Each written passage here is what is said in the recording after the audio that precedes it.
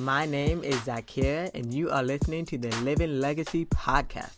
I am a brand cultivating strategist, a cancer survivor, and a camera saved my life. In this podcast, we'll be sharing stories of the various connections that I have as a professional photographer. And lo and behold, you never know, I may interview some of my favorite men. In this podcast, you will learn about professionalism, you'll learn about business, you'll learn about travel. I have traveled to 10 countries so far, and now it's my turn to teach you and inspire you to step outside of your comfort zone. Today's episode is all about photography, finding and fulfilling my purpose as a photographer.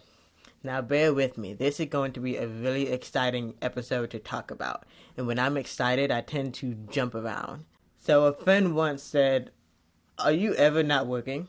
We were going for a stroll, walking in the city, walking in the park in Maryland, and I had my camera with me. Like, why wouldn't I have my camera with me? I was taking photos of street photography. I just graduated from school, so I was still practicing what I had learned of just taking photos everywhere I go, because practice does make perfect. I don't remember what my response was in that moment, but I know that there is a quote that goes, when you love what you do, you never really consider it work. In the first episode of this podcast, I share my cancer survivor story, but I also share how a camera saved my life. If you listen to the first episode, you will learn that I am a cancer survivor of a rare childhood eye cancer, and as a result, my right eye was surgically removed, and I currently wear a prosthetic eye in my right eye. My first camera was a Kodak Polaroid Camera. That was gifted to me around the age of 5. That allowed me to really just document life through my monocular vision. After using a Kodak Polaroid camera for a while, then my mom started purchasing the cameras from these that you can purchase, the digital film camera that you could purchase from convenience stores. And then as soon as you finish taking pictures, you would have to get it developed, take it to the convenience store, the pharmacy, to get it developed. But by the time I was in middle school, I was gifted with my first digital camera. It was not the fanciest camera, but I was so excited to get a new camera. I documented all my life during middle school. I had a lot of friends and acquaintances and buddies in middle school, and I really just documented that life. I also had this same camera up until my first out-of-country trips. The first one to Costa Rica, and then again that summer to the UK, France, and Italy. By the time I was in high school is when I really started using the Nikon DSLR or digital single lens reflex camera. My first camera that I ever got was a D3000. And that is the one that I really started using during my first trip to my first African country of Ghana. This trip with the organization called Operation Crossroads Africa is also something I talked about in a previous episode. It was actually an interview with my good family friend Jacqueline Kakembo, who is very active with Operation Crossroads Africa. Then, by the time I was studying post-high school for studying professional photography, I then decided to purchase a camera, another Nikon D7000, but this time with video capabilities, because we were learning in class how to be a videographer. At that time, video was growing to be huge. My first big media break was really after high school, or during high school rather. I was photographing a friend of mine who grew up in a musical family. So occasionally she would perform at festivals, she would have shows here and there.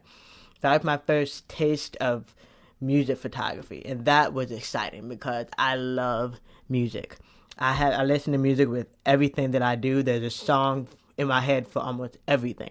But my first big media break was a huge thanks to my aunt, who was a freelance makeup artist who worked in the music and media and film and political world in New York City. My name, my middle name Nayar, means illuminous. My first name, Zakira, means the hereafter. So Nayar, the word Illuminous, it's the reason why I use it on all of my social media handles. If you follow me everywhere, it's at Illuminous1, O-N-E spelled out. But that's just what I bring. That's what I bring to the music industry. That's what I bring to any of my photo shoots. My style of photography is candid. I really love portrait because I really love working with people. I'm definitely a natural people person. But of course, you kind of have to be as a photographer. My classmates have said that my travel work, my travel portraits, resemble photographers such as Steve McCurry, and it even makes them feel like they were there in the country, whatever country it was that I have been to. In a previous episode, I mentioned the photographer Jeremy Cohen. I studied his work because I found him as I was researching a service organization where I could be of service and still be a photographer. So he's the founder of Help Portrait. But my mom bought me photo books. Once she really got a handle on this is what I really want to do, she bought photo books. Back when Amazon was a book reseller, she would order books from Life, National Geographic, and then I would learn how to order books myself from photographers who looked like me or whose style that I admired, such as Matthew Jordan Smith, Mark Liddell, Mario Testino. There was also Brian Smith, who I had the pleasure of meeting and receiving an autograph from at Photoshop World in Atlanta. Once I did decide to move back home, back down south to Tennessee, I took a drive to go to Photoshop World. When I was living in D.C., I went up to New York for the Photo Plus Expo, and that is where I really got to see Matthew Jordan Smith in person. I did not have the book on me, so I couldn't get an autograph, but I told him about it. I told him how much it inspired me and how excited I was to discover it, at the library, because they had a book sale at the library. The book is called Sepia Tone, and not many people use that type of photography now, but that used to be a style. Right before color, because there's black and white photography, and then right before color was fully popular, there was sepia. It was like almost color, but neutral tones of color. And that's the entire style of his book. And I even got to meet the official photographer, Chris Hollow, of the Grand Ole Opry, and got him to autograph a book as well. He's been the official photographer for over 20 years. So that was exciting to meet him as soon as I figured out who he was when I did start my part-time job at the Grand Ole Opry. It was also exciting because there was Les Everett, who was the photographer, basically the photographer before Chris Hollow. He had they were in a photography exhibit at the Grand Ole Opry for a little while. I really just enjoyed looking at that exhibit. It just made music photography that much more exciting. In high school, I studied commercial photography, but my first high school, I wanted to take the journalism program. My first high school in Tampa, I wanted to be a part of the journalism program. But instead, my mom put me into the architecture program. And at first I was mad, I didn't like it, because even then, I knew my purpose involved a camera. But there are no regrets because of that 1 year in my architecture program, I know how to read floor plans and I know how I want to build my future house. Then I persuaded my mom, so I was able to study the commercial photography program at my second technical high school. So that was the program that I graduated with in addition to my high school diploma. And then fast forward to a year or half a year, 6 months after I graduated from high school, is when I found the photography school, Boston University's Center for Digital Imaging Arts, as a sector of Boston University in Washington, D.C. And that's where I studied and received another certification in professional photography. But what I've observed is that only a handful of my classmates in both my classes actively still pursue photography professionally. Just like entrepreneurship is not made for the vain or the weak. But what I have observed is that almost all of my favorite photographers have a book, at least one or two, maybe up to 3 books. because you have to diversify that way. I haven't decided on what kind of book I wanted to launch, but it took me a while. At first I thought, okay, I think I want to just do portraits for my Ghana trip. And then I went to the Gambia and I think, okay, maybe I want to just do portraits of the Gambia. Then I went to South Africa and Senegal, and I'm like, okay, well, I just keep going to more African countries. So how about I just, shine a positive light on Africa, in the same light that it was seen for me growing up, because before I had the opportunity to travel to Africa, that's all I saw. I saw the beauty of Africa in photographs, in National Geographic magazines, in movies, films, things of that sort. I think that's probably what I would do. I'll probably start a book on my African travel to just showcase my portraits and also showcase some of the beautiful landscape in Africa and how different each country is. So they're similar but different at the same time. I was blessed to know at a young age what my purpose was. I was blessed to know or understand my gift of photographing, because a family friend once said that I already by default have the photographer's eye because I have monocular vision, or vision in one eye, because most of the time to look through the viewfinder, or well, at least if you're not photographing with a phone, if you're photographing with a professional DSLR camera or medium format camera, that requires one eye. So by default, the family friend said that I have a photographer's eye. But others have just said that I have a knack of just bringing out the soul and personality of humanity. So I think my slogan that I go by now is that I capture the essence of humanity. But it's all just come a full circle, because my ability to be such a great photographer has also helped me to help other small businesses to have a attractive aesthetic brand for their social media, because that's what Instagram is. It's an image platform. That's what Pinterest was originally, an image platform. People see images first if you post that on Facebook rather than simple text. Why do you think they started making text in a text and image? Because people are attracted to color and images. But I knew that my love for photography was bigger than me the moment I started capturing the last pictures, the last professional photographs of someone. So far, I can count at least twice when it happened. Once, it was actually my audiologist. She had a son who was in the Marines, and they took a family picture with me. I was their photographer for their family picture, but it was the last family picture before he ended up passing away. Today, as this podcast is being published, today is also the anniversary of the passing of my close friend, Almas, which her name means diamond. So she definitely shined bright like a diamond. Little did I know that she had a wedding. She was able to have pretty much the wedding of her dreams. She had been married to her husband for a little while. He ended up joining the Coast Guard. He wasn't always in the military. They met. They were like teenage heartthrobs. They loved each other as a teenager. But they ended up getting married as adults, after they've lived life individually and figured out what they want to do. They ended up getting married. But they didn't actually have a wedding until, they've been married a little while. So she got to have the wedding of her dreams.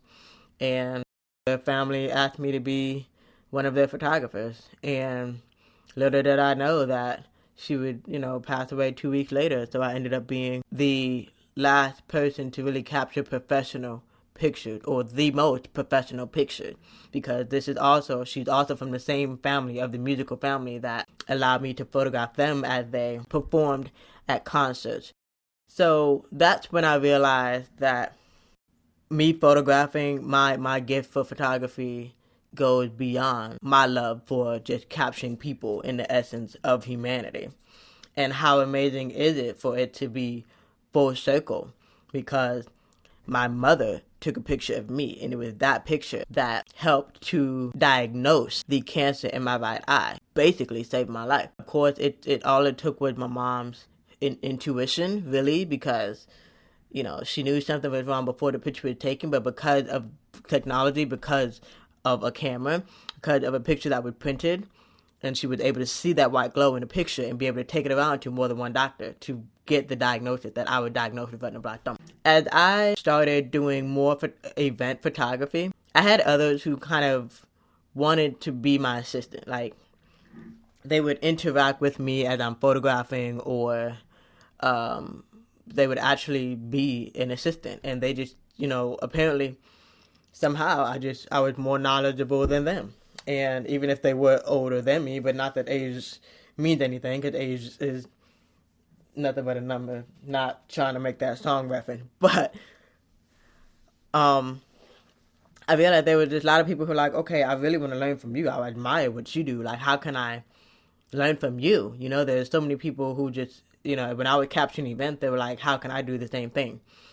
And I mean, of course, the empath in me, the giver in me, would just naturally give advice, just help them on the spot, show them how to use my camera. That was the most fun part about volunteering overseas with once I was in any African country, because photography is not huge over there yet. Kids just lose their mind in a great way when they see themselves on camera, right? And some of them literally take it seriously when I get to obviously supervise, but let them hold my camera and show them how to use it, and they are so excited. And that's also how I just, every dot is connected with my purpose. So that's also how I realized that in my future I am meant to teach students how to photograph. I'm meant to teach African students how to photograph. I'm meant to, launch a school, launch a photography studio, photography workshops. And I've been manifesting it. I've been working along that path. I'm also naturally a writer. So, I will write down these visions that I have. And it started to come into fruition in the summer of 2013. I was a videography intern turned paid videographer, part-time videographer for a black business owner, a film, producer. And then at one point she's launching a film academy summer camp, and she asked me to be a summer camp teacher. So of course I was there for two reasons. One, obviously, because they were going to be recording project. I am her videographer, so I do need to do the project, but also because she knew and understood my photography background. I felt so honored that she asked me to teach the kids. They were elementary to middle school kids. And that was really my first chance to really teach photography. That's when I really realized that I saw a need in a void that I could fill. It took some growing, it took some time, it took some taking more courses so I can learn and educate myself a bit better. But I also realized that there's nothing wrong with failure, because at one point, I will admit, I was afraid of failure. But that's when I really learned that that's what makes some of the best leaders. That's what makes some of the best business people, the best CEOs. They learn from their failure. They adapt to what could be better from the things that have failed. I just really have let imposter syndrome get in the way.